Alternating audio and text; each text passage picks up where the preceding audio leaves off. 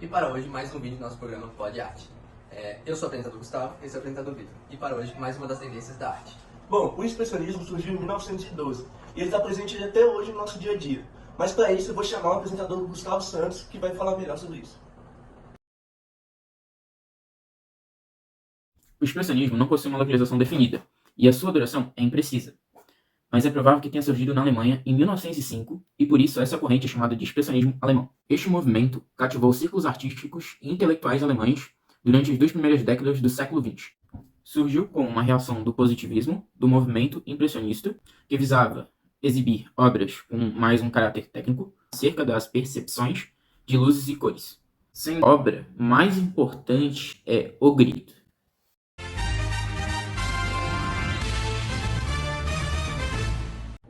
Bom, vamos dar continuidade agora falando de um dos maiores pintores do expressionismo, que fez também uma das obras mais marcantes, o Grito. Eduardo Munch foi um pintor norueguês, um dos precursores do impressionismo e do expressionismo. Bom, e agora para se aprofundar melhor, a gente vai chamar uma historiadora renomada com o prêmio Nobel Britânico, que vai falar um pouco melhor sobre ele. Eduard Munch foi um norueguês, nascido em 12 de dezembro de 1863, e ele, desde muito cedo, ele tinha esse sentimento de angústia, ele tinha esse sentimento de essa emoção, esse emocional mais debilitado, principalmente por causa da morte da mãe dele e da irmã mais velha quando ele era criança, né? E ele também foi criado pelo pai, um militar, assim, cristão bem fervoroso, bem rígido, sabe?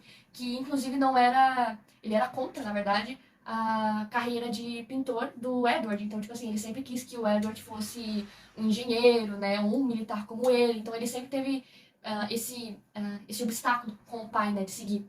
E ele também, assim, ele era mais retraído, né? Ele tinha uma saúde mais frágil, ele era mais frágil, ele era fraquinho, então ele não se tomava, ele não conseguia se abrir com as pessoas, ele sempre tinha esse sentimento de deslocamento, de não pertencimento àquele lugar. E isso, na verdade, sempre esteve com ele, esse tipo de sentimento, essa tristeza, essa depressão.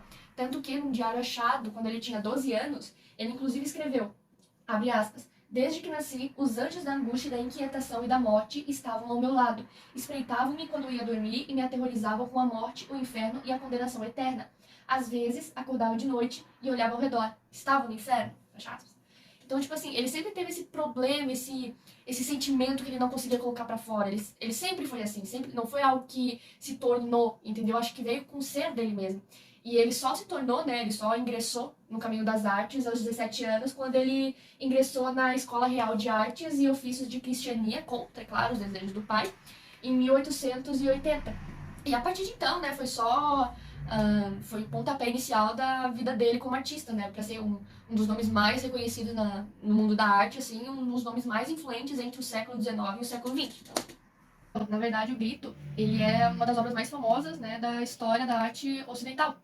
E ela é considerada uma obra-prima, principalmente por causa do sentimento de angústia e solidão que ela traz, né? A forma que a obra é composta, né, com o personagem principal olhando para o espectador, assim, de uma forma com um sentimento de desespero. E os personagens atrás dela, os dois, né, personagens atrás dela, nem percebendo o sentimento que ela se encontrava. E também a questão das cores mais quentes, os traços mais ondulados e sombrios, traz esse sentimento perturbador, né, de que algo está acontecendo, algo está por vir e não tem o que eu fazer, né? Inclusive, essa obra ficou muito famosa e muito conhecida, muito respeitada no mundo da arte, porque o personagem principal, ele é composto assim de traços que não definem nem que ele é masculino, nem que ele é feminino, nem que ele é criança, nem que ele é um adulto. Então ele se encaixa com qualquer ser humano. Mostra que qualquer ser humano pode se encontrar nessa situação, mostra que qualquer ser humano pode sentir esse desespero, que é algo do ser humano, não é algo de um animal, não é algo de um homem, não é um sentimento de uma mulher, é um sentimento humano, é uma coisa humana.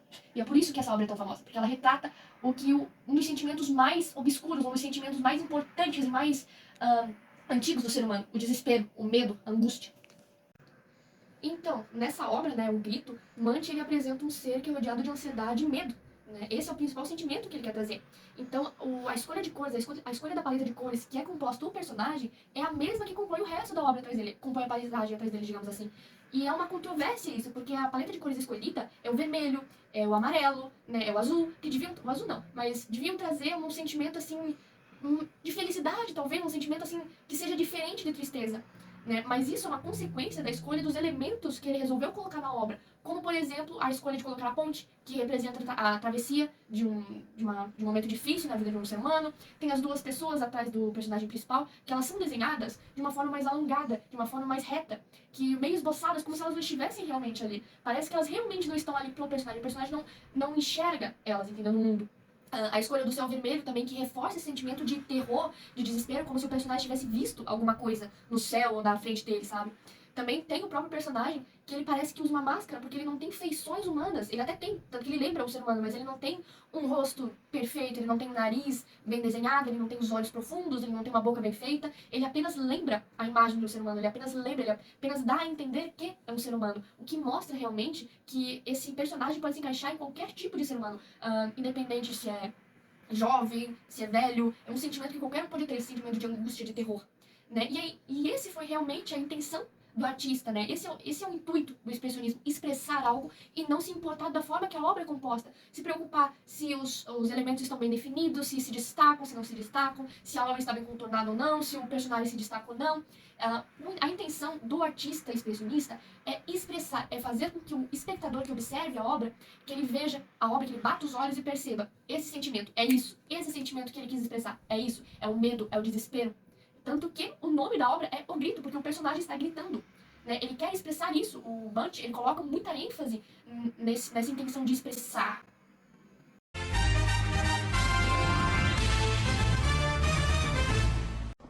Dando sequência ao nosso quadro Expressionismo, vamos falar sobre um ator muito conhecido, Van Gogh. Bom, ele surgiu no final do impressionismo e começo do expressionismo, e não foi tão aparente assim no começo, mas ele deixou sua marca com o quadro A Noite Estrelada. Para falar mais detalhes sobre, contamos com a presença ilustre de nada mais, nada menos do que uma descendente da família dele. Oi galera do Pod Arte, tudo bem? É um imenso prazer estar participando desse programa hoje e eu, como herdeira de Van Gogh, vim aqui contar um pouquinho da história dele pra vocês e um pouquinho da bibliografia da Noite Estrelada, que é uma das obras mais amadas por todo mundo. Tá, então, contando um pouquinho mais da história de Van Gogh, ele nasceu em 30 de março de 1853, na Holanda. Nesse mesmo lugar, em 1973, foi criado um museu para expor os quadros que ele pintou durante a vida. Ele pintou mais de 2.000 obras e durante os seus 37 anos de vida. Ele foi caracterizado por um homem bem problemático, assim, com bastante problemas mentais, o humor dele era bem temperamental, assim, e sendo que ele até chegou a ser internado em um hospício, mas esse assunto fica mais pra frente. E o seu interesse pela arte começou ainda na infância, e ele teve bastante apoio da mãe dele. O Van Gogh foi uma figura bem importante pro pós-impressionismo, e ele deu início ao expressionismo com A Noite Estrelada. Ele pintava bastante elementos da natureza, autorretratos, as flores, inclusive o girassol era a flor mais importante dele. E ele até chegou a pintar uma tela de um vaso com 12 girassóis, que é uma das pinturas bem importantes também da vida dele. Ele começou a pintar usando as cores mais sombrias, assim. Ele gostava bastante de sombra, de contrastes, e as pinceladas eram bem carregadas de tinta. Após esse ciclo da vida dele, ele começou a usar as cores primárias e secundárias, trazendo leveza e a luz. E ele pintava quadros ao ar livre e relativamente rápidos. E por mais que assim, ele tivesse o temperamento bem difícil, ele pintava somente quando ele estava no seu estado sóbrio, de clareza, assim, só quando ele estava bem, vamos dizer, né? E um dos episódios mais importantes, assim, da vida dele, que a maioria das pessoas sabem, foi que ele cortou uma orelha, né? Então, a história do corte da orelha foi que ele brigou com um amigo mais próximo dele, o Paul, e ele teve um surto de raiva e ele arrancou a orelha com uma navalha. Depois desse episódio, ele decidiu por conta própria mesmo que ele ia se internar num hospício, que foi nesse hospício onde ele fez A Noite Estrelada. Saiu desse hospício, onde ele estava internado, e em 27 de julho de 1890, ele deu um tiro no próprio peito. Ele foi levado para o hospital, mas os médicos não conseguiram tirar balas de dentro dele. 2 dias depois desse acontecimento, no dia 29 de julho, ele acabou falecendo. Tanto o assunto da Noite Estrelada, como eu tinha dito, ela foi pintada quando ele ainda estava lá no hospício, e ela tem 74 por 92 centímetros. Então, a história dela é que ela é da janela, é a vista da janela do quarto onde Van Gogh dormia. Que ele tinha 2 quartos. Um quarto para ele dormir e outro quarto para ele pintar. E por regra do hospício, ele não podia pintar no quarto onde ele dormia. Então, como ele não tinha os materiais, ele estava vendo a vista assim, da janela um pouquinho antes do sol nascer.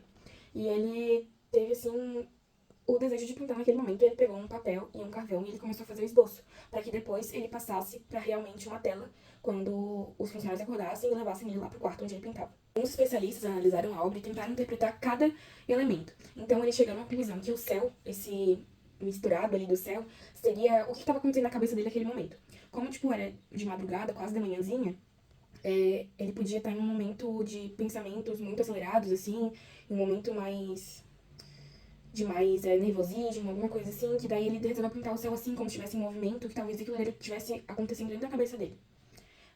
Já os espirais, que são tipo aqueles ventos, é o que dão a ideia mais ainda de movimento. É o que faz com que realmente pareça que esse céu está em movimento. Aquela vila que tem embaixo ali da obra não tinha na vista da janela do quarto, porém, muita gente acha e pensa que é a vila onde ele cresceu, onde ele passou sua infância. Então ele pode ter pensado, ter lembrado, ir lá, buscado na memória dele e ter retratado ali, sabe? Pode ter dado uma saudade da infância dele e ele quis colocar ali.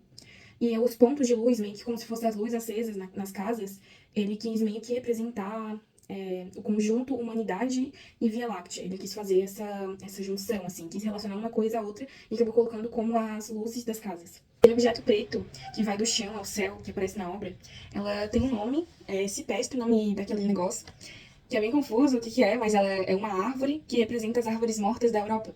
E também é usado nos caixões dos romanos. Ou seja, ela representa o fim da vida, representa a morte. As estrelas, elas são um dos pontos mais importantes, assim, da obra, faz jus ao nome, né, a Noite Estrelada, mas o Van Gogh não gostou delas, assim, primeiramente, porque ele achou que elas tinham ficado muito grandes, e ele só pintou assim porque ele se deixou levar pelo abstracionismo. Mas mesmo ele não tendo o apreço da obra, ele não, aprovando realmente a obra, marcou a vida dele, marcou a história dele, continua marcando, e hoje cada vez mais cresce o número de diamantes da obra, e a gente não pode negar que ela é uma obra muito linda e realmente de se apaixonar.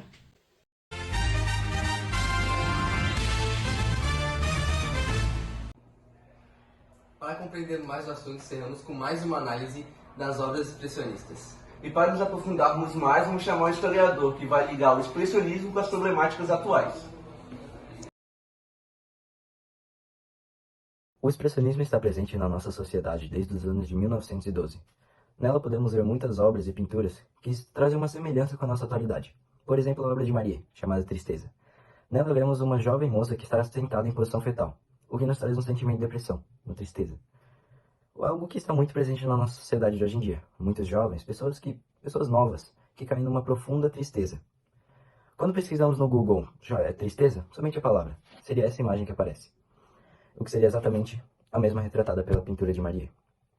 Algo muito interessante também, uma característica do expressionismo, seriam as cores fortes e misturadas que são apresentadas na obra. Isso é uma característica muito presente em quase todas as obras do expressionismo.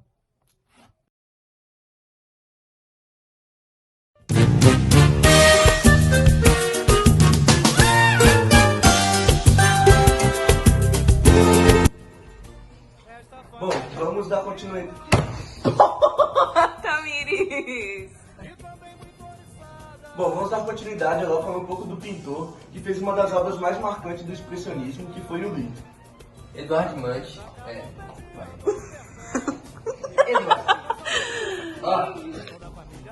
Bom, e agora a gente vai chamar uma historiadora renomeada que ganhou um Nobel. Não? Nomeada!